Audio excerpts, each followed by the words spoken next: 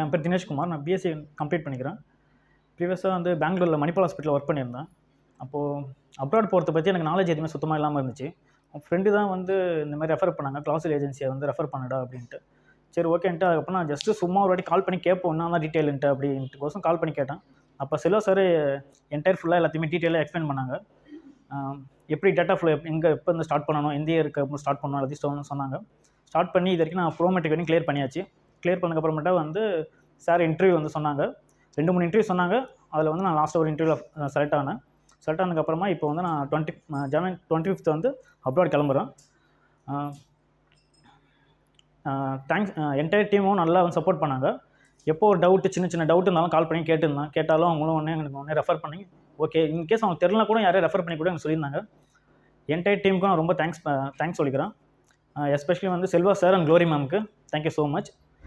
And யாருக்காவது வந்து abroad போகணும் எய்ம் இருந்துச்சுன்னா ஜஸ்ட்டு ரெஃபர் பண்ணுங்கள், வந்து பாருங்கள்.